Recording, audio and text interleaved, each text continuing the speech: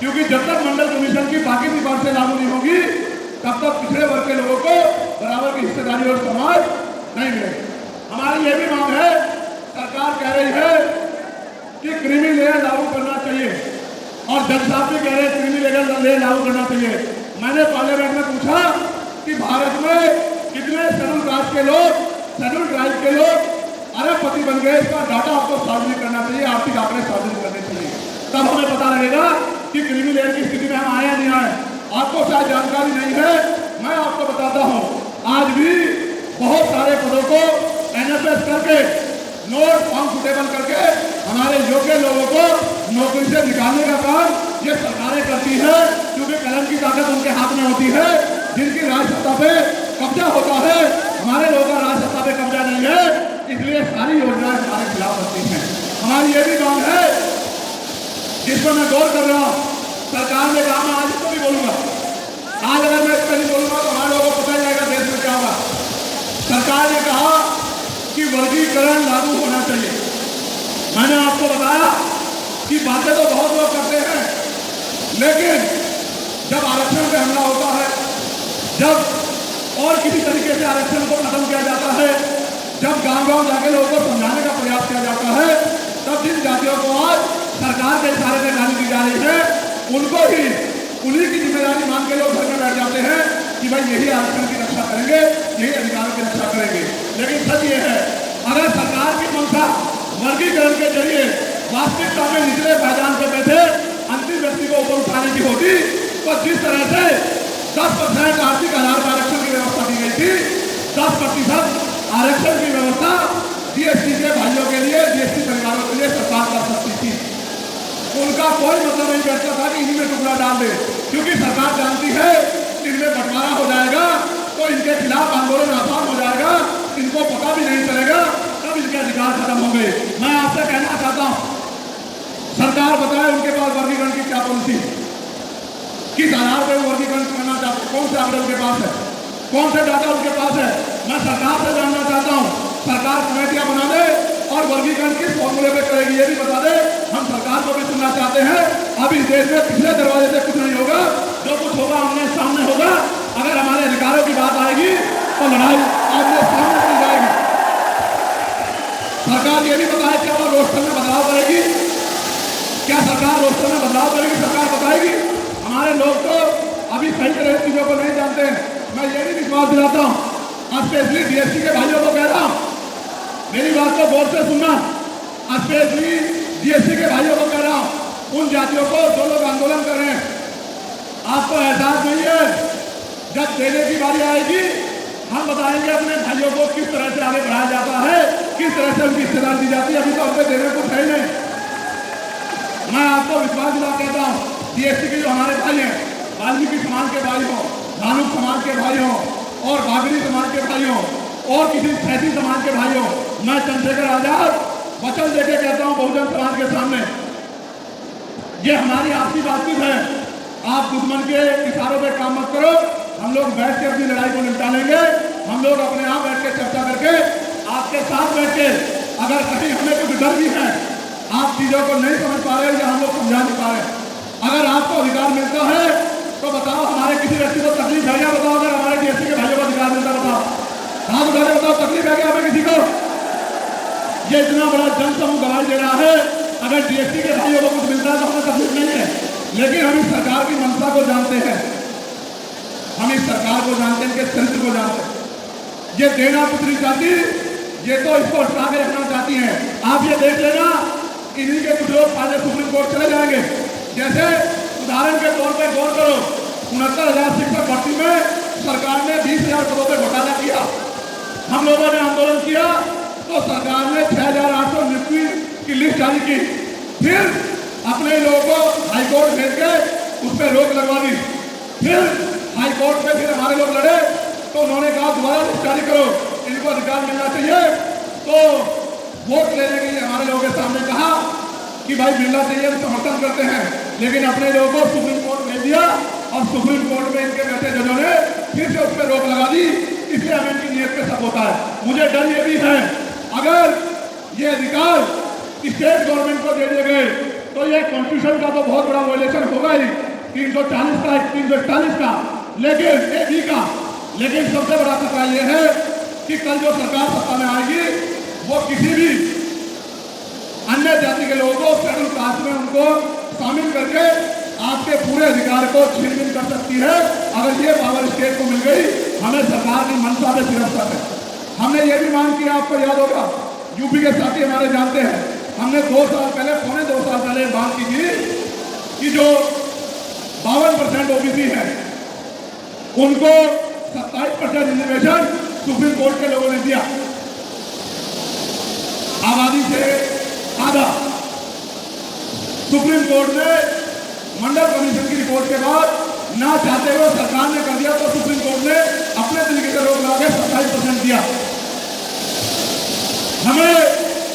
हमने मांग की पौने 2 साल पहले यूपी में गोरखपुर में पीसी करके कि ओबीसी की आबादी को 52% को 15%, 27% से अलग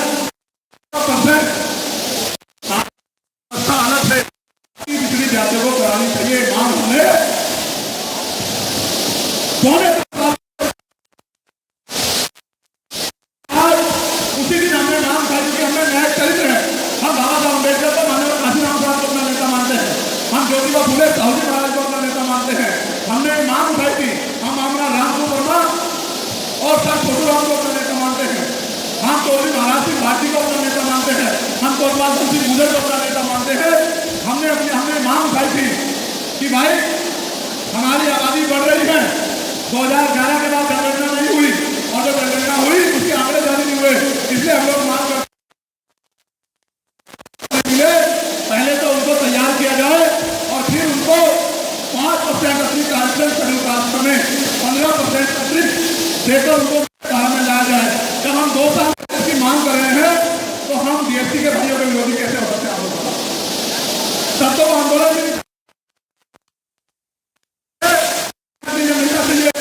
लेकिन मैं आज भी सीमा बढ़ाई खत्म की जानी चाहिए और 100% इस देश में लागू होना चाहिए, जिसकी जितनी संख्या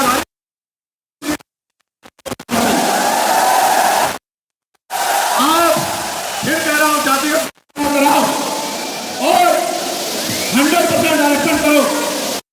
जातियों का सबसे बड़ा हिस्सा हूं, उनको 10% आरक्षण क्यों दे रहे हो? मेरी ये मांग है, मैं तो अपने लोगों के आरक्षण में भी उनके लिए मांग करता हूं, उनकी आबादी को 15% भी नहीं, विदेश में रहने वाले लोगों की जिंदगी जैसी ये ऐसे संभव नहीं है। ये जब हम लोग अपनी राजनीतिक ताकत बनाएंगे और पॉलिसी बना के, योजना बना के, इस तरह के कानून बनाएंगे, इस तरह के लक्ष्य बनाएंगे, उन लक्ष्य को प्राप्त करने के लिए संघर्ष करेंगे, उन लक्ष्य को पूरा करने के लिए संघर्ष करेंगे, तभी जाके इस देश के लाखों करोड़ों अरबों लोगों की जिंदगी में बदलाव होगा। जब मैं चारों तरफ देखता हूं तो मुझे सत्ता के भूखे लोग दिखाई देते हैं, सत्ता के भूखे लोग, सबको सत्ता चाहिए, सत्ता चाहिए। आपको नहीं पता क्या, आपकी पार्टी के पास भी मिनिस्टर बनने के ऑफर थे कि आप आइए, केंद्र में मंत्री बनिए, कुर्सी में बैठिए, सड़क के संघर्ष का रास्ता छोड़िए और बढ़िया पैसे कमा के बढ़िया सुरक्षा सुविधा लेके आगे बढ़िए।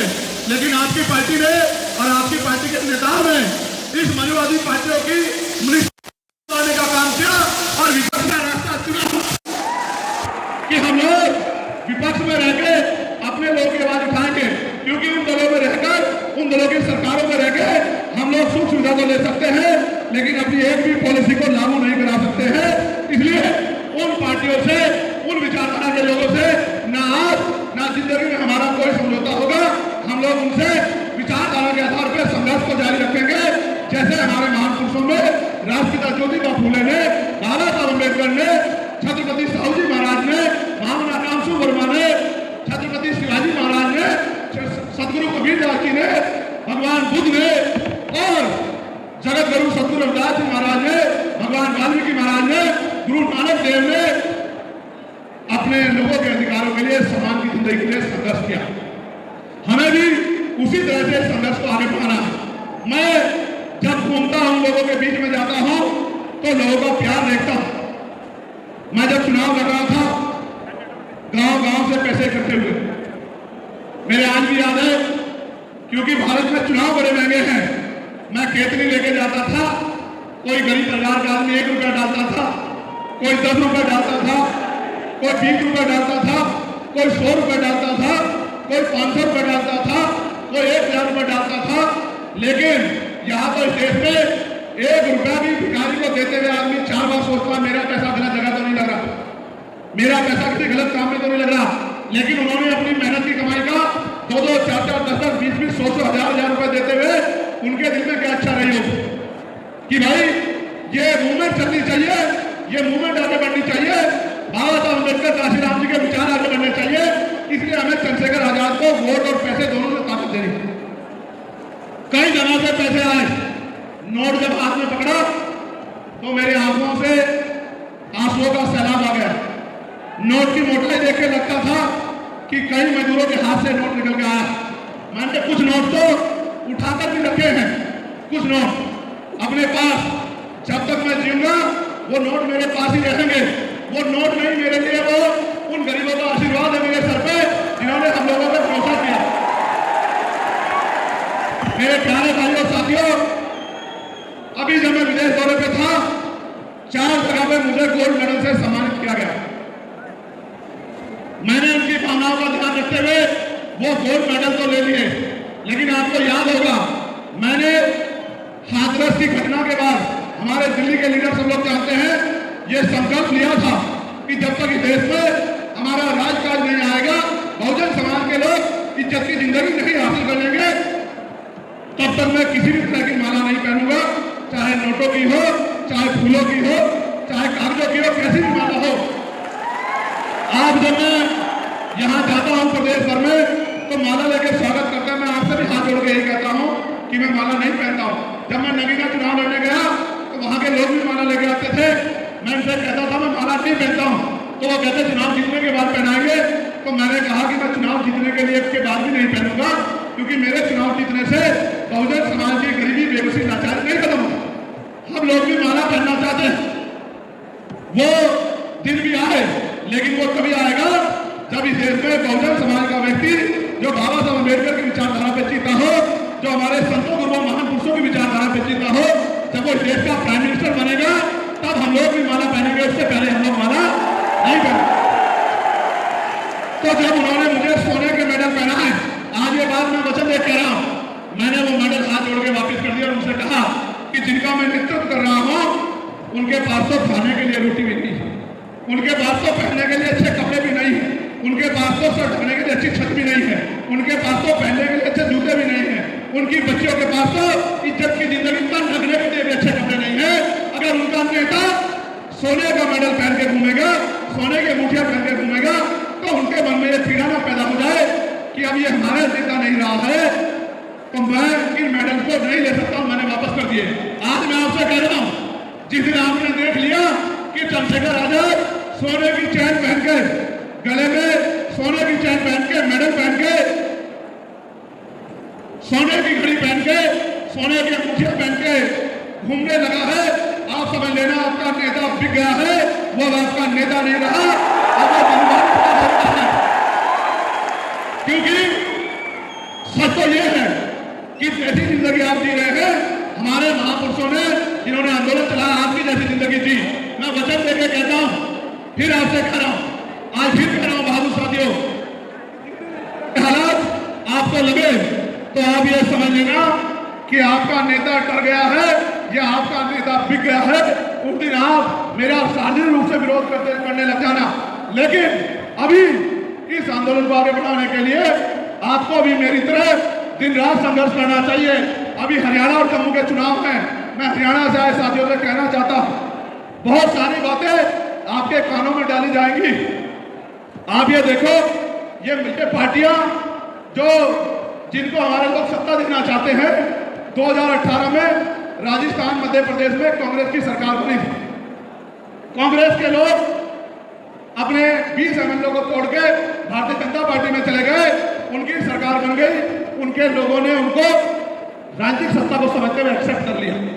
कांग्रेस के लोग राजस्थान में भी 20-20 एमएलए लेकर उनके नेता हरियाणा आ गए सरकार बनाने के लिए बीजेपी के साथ मिलकर, तो उनके लोग भी अगर बन जाते तो उनकी पार्टियां भी स्वीकार कर लेते, उनके लोग भी स्वीकार कर लेते।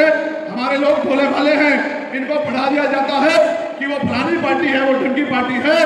जब तक राजनीतिक ताकत आपके हाथ में नहीं होगी, मैं आपसे भी कह रहा हूं, जब तक राजनीतिक ताकत आपके हाथ में नहीं होगी, कांग्रेस सत्ता में बैठे बीजेपी, आपकी जिंदगी बदलने वाली नहीं। आप मेरी बात पे याद रखना, आपके लोग की जिंदगी बदलने वाली नहीं। अगर ये दल इतने अच्छे होते, अगर ये दल इतने अच्छे होते, तो आप ये बताओ कि ये अगर इतने अच्छे होते तो बाबा साहब अम्बेडकर को पार्टी क्यों बनानी पड़ती? अगर ये दल इतने अच्छे होते, आपकी मांगों के लिए लड़ रहे होते, आपकी समस्याओं के लिए लड़ रहे होते, तो बाबा साहब अम्बेडकर को अपने 4 बच्चे कुर्बान क्यों करने पड़ते? वो भी चैन से बैठ के सो जाते, वो भी नींद ले लेते, वो भी अच्छा भोजन प्राप्त कर लेते।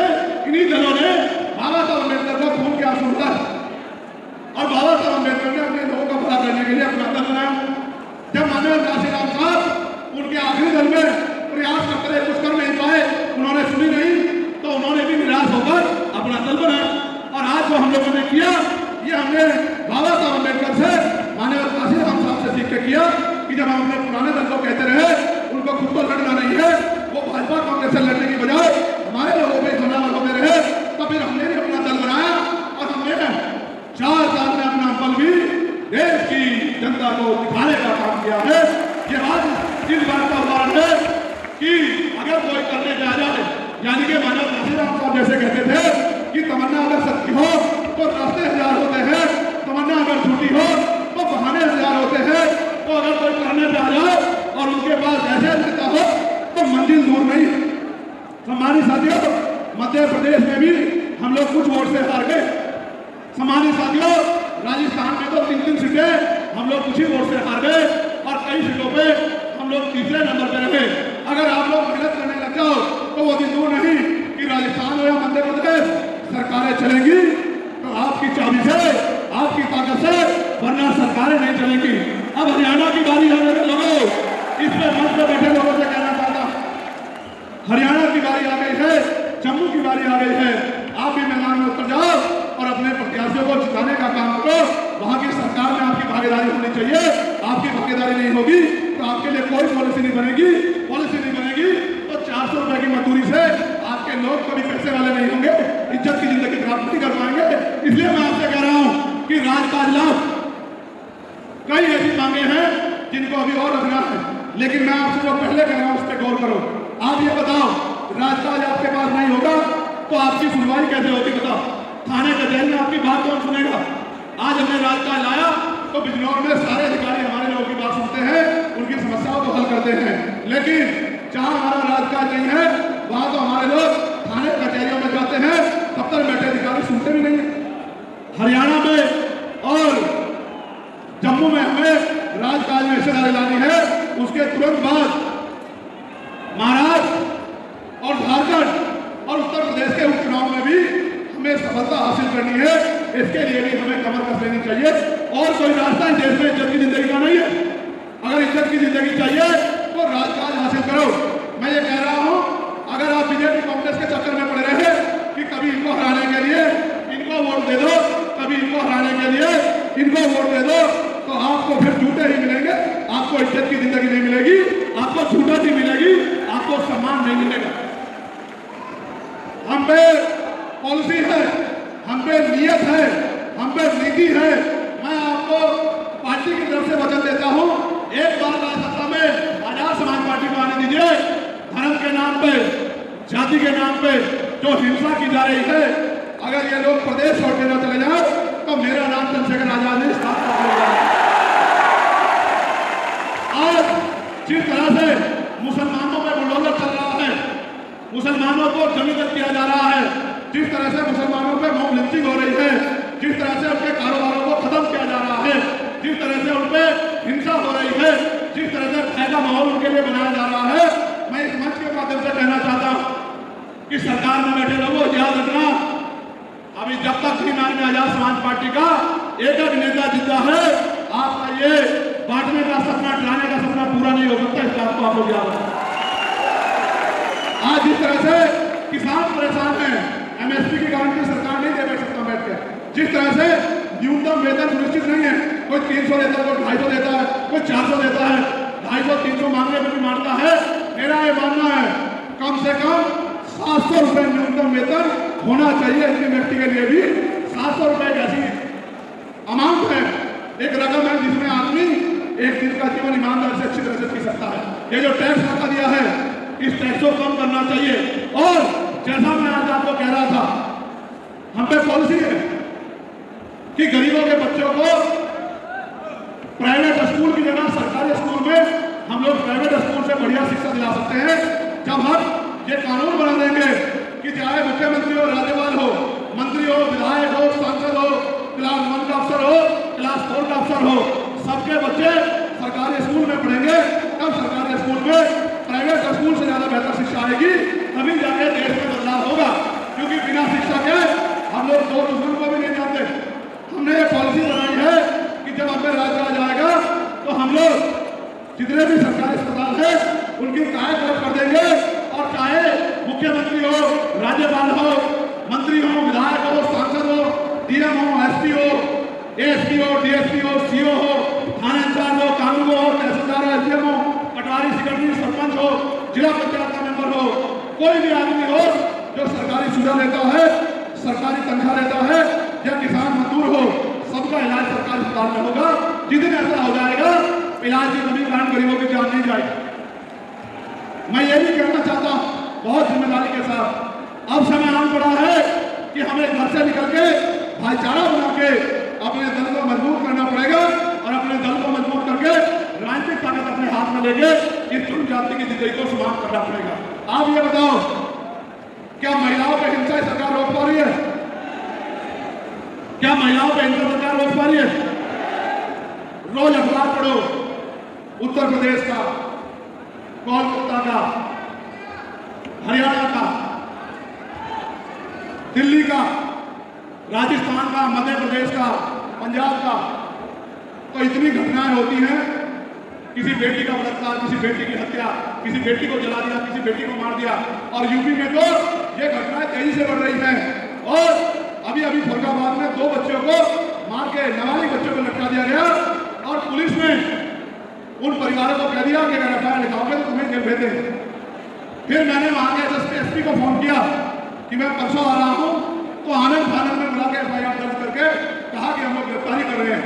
ये तो अगर भीम आर्मी ना होती, आजाद समाज पार्टी ना होती, तो न्याय का दूर की बात है।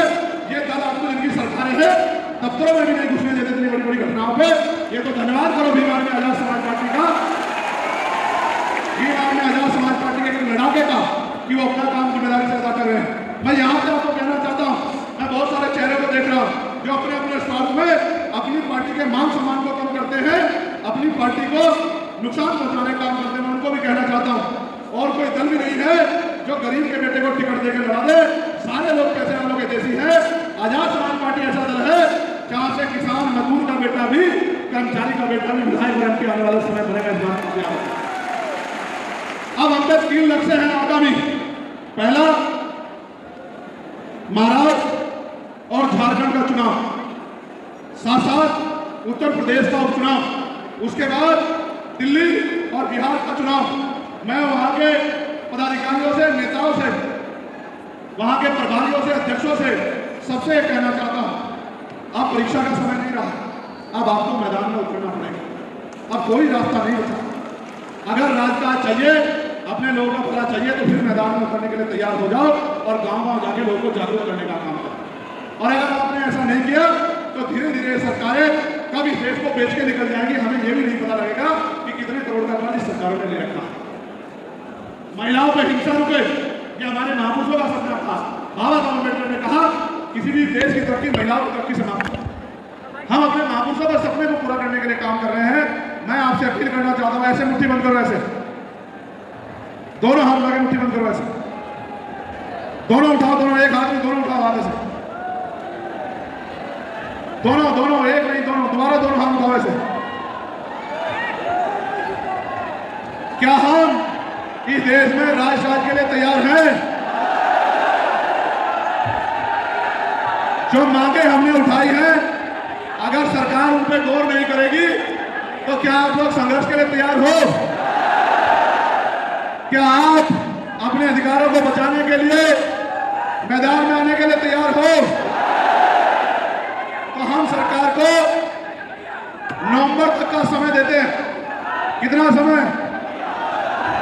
ये सितंबर चल रहा है, अक्टूबर तक का समय हम लोग देते हैं। नवंबर में हम लोग पार्टी की राष्ट्रीय समिति की मीटिंग बिठा के दोबारा से तय करेंगे।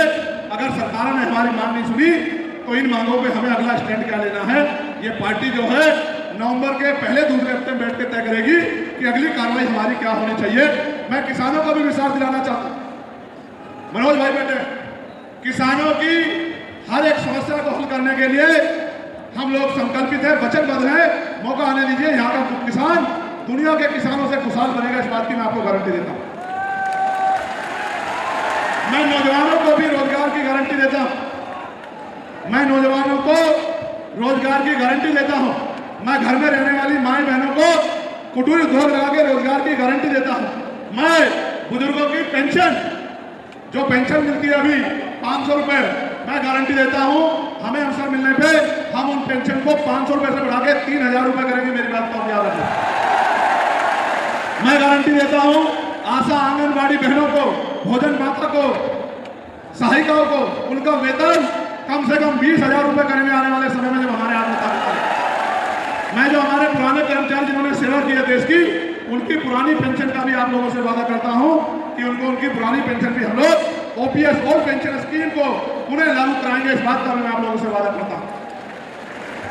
और फिर से अपनी बात को समाप्ति की तरफ ले जाते हुए मेरी इस बात को याद रखना, आपको मेरे ऊपर भरोसा है या नहीं है? बताओ, है या नहीं है? बताओ। तो मैं अपने डीएससी के भाइयों को भी ये वादा करता हूं कि अगर उनको अधिकार मिलेंगे तो उनका सबसे बड़े समर्थक, क्योंकि हम बहुजन आंदोलन को चलाने वाले लोग हैं, हम लोग उनके सबसे बड़े समर्थक रहेंगे। आने वाले कल में हम लोग उनके साथ बैठ के उनको क्या महसूस होता है, वो क्या सोचते हैं, उनके साथ भी चर्चा करेंगे। मैं ये भी नकारता हूं कोई अगर ये कहता है कि डीएससी के लोग पढ़े लिखे नहीं है, वो पढ़ते नहीं है, वो धार्मिक है, कोई इस तरह की बातें करता है, तो मैं इस बात का भी खंडन करता हूं कि हमारे पढ़े लिखे समाज को ऐसा कोई भी टिप्पणी नहीं करनी चाहिए। जो बात इस देश के तथाकथित स्वर्ण जाति के लोग हमारे लोगों के खिलाफ कहते थे, जब आरक्षण मिला था शेड्यूल कास्ट के लोगों को, शेड्यूल ट्राइब के लोगों को, जब आरक्षण मिला था मंडल कमीशन के जरिए बैकवर्ड के लोगों को, जो बात ऊंची जातियों के लोग इनके लिए कहते थे, आज अगर वही बात हम लोग कहने लगेंगे तो कहीं ना कहीं ऐसा लगेगा कि हम भी स्वार्थी हो गए हैं। हम तो अपने दायित्व पर खड़े हैं, हम अधिकारों की रक्षा भी करेंगे और अपने लोगों को बांट कर भी देंगे। इस बात की जिम्मेदारी भी हमारे सर होना चाहिए।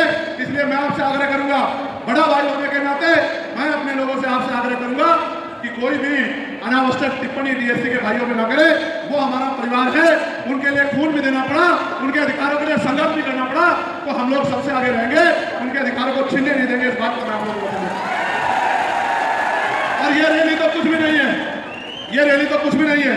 अगर उनके अधिकार को छीनने का काम करेगा तो इससे 10 गुना बड़ी रैली उनके समर्थन में हम लोग करने का काम करेंगे। लेकिन किसी भी कीमत पे हम अपना भाईचारा नहीं टूटने देंगे। इस बात को मैं आप लोगों को वादा करता हूं। सम्मानित साथियों, आज आप यहाँ इतनी बड़ी संख्या में आए और आपने हमेशा की तरह भीम आर्मी आजाद समाज पार्टी के नौजवान नेताओं का, सम्मानित साथियों का मनोबल बढ़ाने का काम किया। मैं दोनों हाथ जोड़ के आपका धन्यवाद करता हूं।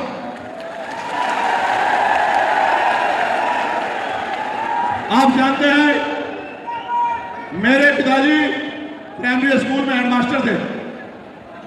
मैं तो गरीबी से निकल के आया, बेबसी लाचारी से निकल के आया, मगर मुझे खुशी है कि भीम आर्मी आजाद समाज पार्टी में जो राष्ट्रीय स्तर का, प्रदेश स्तर का नेतृत्व है, वो इतना समझदार है, इतना समर्पित है, इतना ऊर्जावान है कि कभी कभी हम लोग भी अपने आप को गौरवान्वित महसूस करते हैं कि अगर ये पुराने मिशनरी साथी नहीं होते तो शायद आज आंदोलन यहाँ नहीं पहुंच पाता। नौजवानों का अनुभव, नौजवानों की ऊर्जा, जुनून और सीनियर साथियों के अनुभव ने आज देखिए 4 साल के अंदर पूरे भारत में भीम आर्मी आजाद समाज पार्टी का डंका बजा के रख दिया। ये कोई छोटी बात नहीं।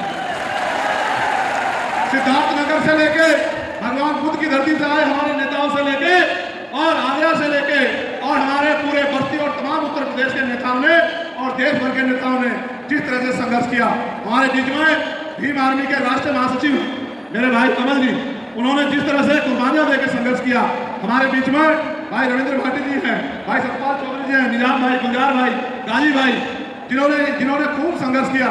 हमारे बीच में हमारे सत्येंद्र अशोक जी, हमारे गुरुजी तेगवाल जी, अश्वनी जी, बोकारिया जी, हमारे डॉक्टर ब्रजपाल जी, हमारे नयन जी, हमारे उपासक जी महेंद्र सिंह जी, अहमद तोमर साहब, सुनील चित्तौड़ जी, मोहन लाल जी, हमारे जो है पूर्व विधायक जी, हमारे आकिब साहब, जौहर साहब, जिस तरह से हमारे एक्स जो है हमारे प्रमुख सचिव साहब नीलरतन जी, हमारे तमाम साथियों ने जिस तरह से संघर्ष किया है, वो योगदान हमारे आर्या जी जिस तरह का योगदान उन्होंने दिया है वो अतुल्य है।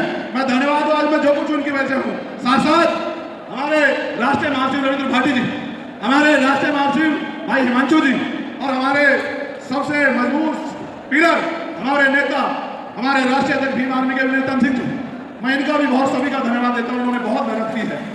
साथ साथ मैं भीम आर्मी के आखिरी कार्यकर्ता का जो गांव में रहता है, जिसको लोग नहीं जानते, जो आजाद समाज पार्टी का बूथ का अध्यक्ष है, सेक्टर का अध्यक्ष है, जो हमारी जिला विधानसभा कमेटी के नेता है, प्रदेश के नेता, जिनका नाम मैंने नहीं लिया, मैं उनका भी धन्यवाद करता हूँ। अगर वो लोग संघर्ष नहीं करते तो आज हजारों हजारों भीड़ नहीं उड़ा करती जब मैं जाता। अभी मैं गया था बांदा, कई हजार लोग थे, 2-3 दिन के कॉल पे कई हजार लोग थे, संकल्पित है हम लोग, महाराज के हमारे साथ अशोक जी, हमारे आनंद जी, हमारे कौशिक भाई, कांति भाई, तमाम हमारे साथी, सब लोग, मौसम भाई, इतने अच्छे लोग हमारे पास हैं। हमारे नगीना लोकसभा के लोगों का तो मैं कितना शुक्रगुजार हूँ, उनके लिए तो शब्द ही कम है मेरे पास। आप देखो विदेश में भी नगीना के लोग जानते हैं, मुझसे कहते थे स्पीच करते हुए, नगीना से आए हमारे सांसद, तो आप देखो नगीना को तो देश के लोग भी जान गए। मैं भीम आर्मी स्टूडेंट फेडरेशन के लोगों का, हमारे अनुशासन समिति के लोगों का, हमारे मिशन 78 के हमारे बड़े भाइयों का भी मैं धन्यवाद करता हूँ।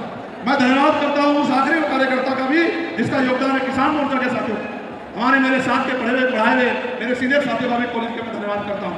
हमारे पीछे जो है बरेली वाले जो साथी बैठे उनका भी मैं धन्यवाद करता हूँ। मैं आप सबका धन्यवाद करता हूँ, आपसे उम्मीद करता हूँ अनिकेत और तमाम साथी कि आपका ये प्यार सहयोग बना रहा तो 10 साल, हाँ ये नगीना के लोग उधर भी खड़े, 10 साल में वो दिन आएगा कि आजाद समाज पार्टी के मेंबर ऑफ पार्लियामेंट की संख्या 100 से ज्यादा पार्लियामेंट में होगी। मेरी बात का बयान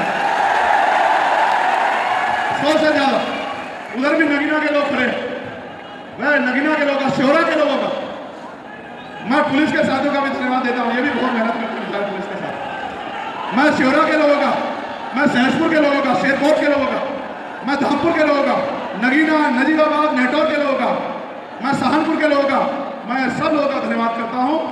अगर कोई छूट गया तो मुझे बता देना, कोई कस्बा छूट गया मुझे बता देना। किरतपुर के लोगों का मैं, हाँ मैं आईटी सेल के लोगों का भी धन्यवाद करता हूँ, अपने आईटी सेल के लोगों का। मैं अपने लीगल सेल के नेताओं का भी धन्यवाद करता हूँ। मैं धन्यवाद देता हूँ, कोई एक आदमी नहीं कर सकता, आप सब लोगों ने मिलकर जो ताकत बनाई उसी से आंदोलन आगे बढ़ रहा है। किसी को गर्व हो, घमंड हो, मुझे हो, राष्ट्रीय अध्यक्ष जी को, किसी को, कि उनकी वजह से आंदोलन चल रहा है, सच नहीं है, ये सच नहीं है।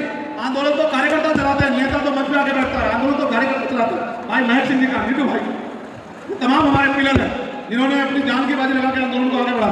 मैं इनके ऋण को नहीं चुका, भाई हरपाल जी के सहयोग का मैं धन्यवाद देता हूँ, हमारी दिल्ली की टीम का मैं धन्यवाद देता हूँ, और मैं सबसे ज्यादा धन्यवाद देता हूँ बहुजन समाज के नौजवान योद्धाओं का, मेरी माँ बहनों का, महिला मोर्चा के हमारे नेताओं का मैं धन्यवाद देता हूँ। मैं मीडिया के, बहुजन मीडिया के साथियों का धन्यवाद देता हूँ। मैं मेन स्ट्रीम मीडिया के साथियों का धन्यवाद देता हूँ। हमारे जो पुलिस के साथी हैं जिन्होंने परमिशन में मदद कराई बेचारों ने, मैं उनका भी बहुत बहुत धन्यवाद करता हूँ। एडमिनिस्ट्रेशन के साथियों का, मैंने तो पुलिस के लिए भी मांग की थी कि उनकी भी 8 घंटे की ड्यूटी हम लोग करेंगे, उनकी वेतन विसंगतियां भी दूर करेंगे, मैं उनका भी धन्यवाद करता हूँ। और जो देश में कहीं भी नीला झंडा पहन के, नीला झंडा उठा के घूम रहा है, और उस बहादुर योद्धा का भी मैं धन्यवाद करता हूँ जो आंदोलन चला रहा है। मैं बहुजन चित्रों का भी धन्यवाद करता हूँ, लेकिन आग्रह भी करता हूँ,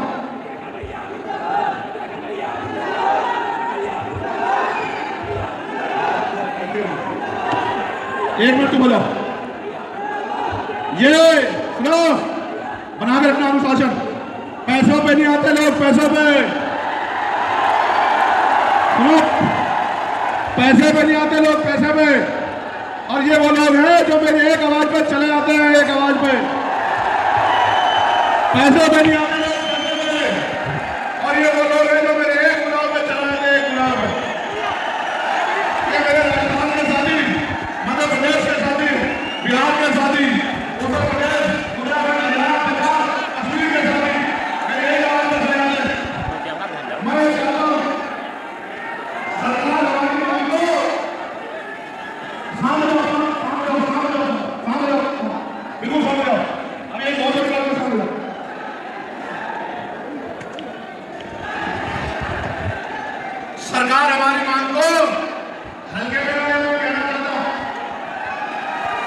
बिल्कुल उसके बिना सरकार वालों को अगर गोरखपुर के साथ में कह रहा हूं, अगर अक्टूबर तक हमारी मांग नहीं होगी तो नवंबर में फिर के साथ हो गया। हमारी जिंदगी क्या जिंदगी का सरकार नहीं कर पाए। अगर अक्टूबर तक मांग नहीं मानी गई तो प्रधानमंत्री ने आपसे कहता हूं कि नवंबर में फिर लौटेंगे, इतनी ताकत से लौटेंगे कि कितनी छोटी बनेगी। हमारे बैंक के साथियों का, बीएसएफ के साथियों का, रेलवे के साथियों का सबका धन्यवाद करता हूं। हमारे औद्योगिक के साथियों का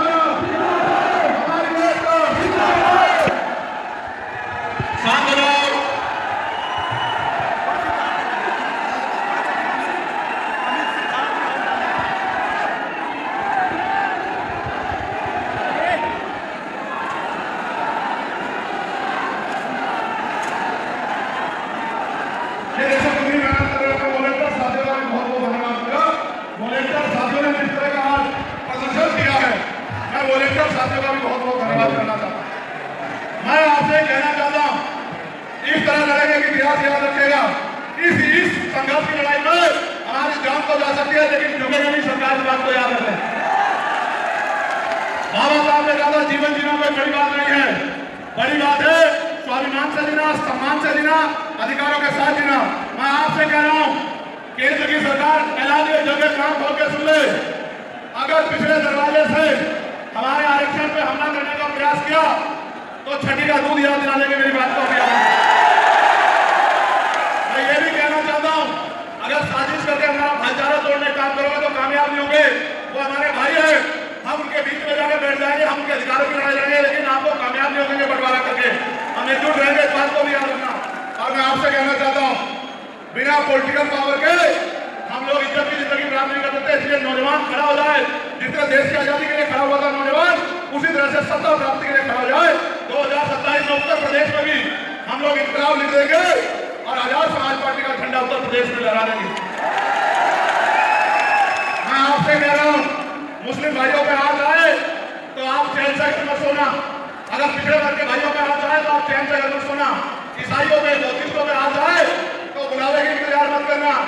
अगर सामान्य जाति की किसी बेटी में आ जाए तो घर बढ़कर मैं सोचना कि जाति धर्म का है। हम जाति विहीन समाज की बात करने वाले लोग हैं। जिसको मदद की जरूरत है उसकी मदद करना, पीछे मत हटना मेरे भाइयों। हम मानवता के सिपाही हैं, पीछे मत हटना, आगे बढ़ते जाना। वक्त आपका है, बाबा साहब क्या कहते हैं कि 21वीं सदी हमारी है। अमित कसाना जी का नाम छूट गया था, मैं अमित कसाना जी का भी धन्यवाद करता हूँ। मैं आपसे कहना चाहता हूँ, रामे प्रधान जी यहाँ नहीं है, धर्मवीर बलवाल जी, रामे प्रधान जी का भी धन्यवाद करता हूँ। मैं आपसे कहना चाहता हूँ, सुनो, इतिहास हीरो को याद रखता है, कायरों को याद नहीं रखता। मेरी बात को याद रखता। जिंदगी लंबी नहीं, महान होनी चाहिए। 21 तारीख को बताओ, हम लोग सड़कों पे उतरे थे नहीं उतरे थे, बताओ। और अगर आगे भी अधिकारों को बचाने की बात आई तो सड़कों पे उतरेंगे और सड़कें जाम भी कर देंगे। मेरी बात को आप याद रखना।